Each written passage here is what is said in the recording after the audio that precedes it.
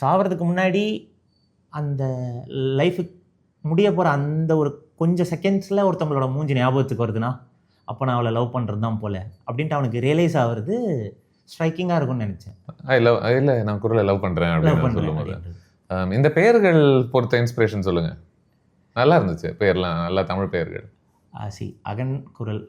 அகன் வந்துட்டு என்னோட நண்பர் ஒருத்தரோட பையனோட பேர். ஓகேங்களா, கஜேந்திரன் ஒரு நண்பர், அவரோட பையனோட பேர். அந்த பேரோட அர்த்தம் வந்துட்டு அவர் சொல்லும்போது எனக்கு நல்லா இருந்துச்சு.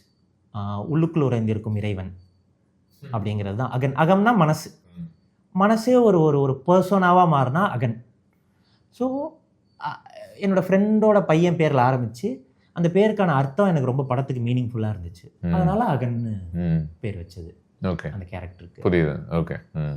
குரல், திருக்குறள் நல்லா இருந்துச்சு. அது அவ்வளோ எனக்கு கொஞ்சம் பர்சனலாக அதை வைக்கணும்னு ஒரு ஆசை.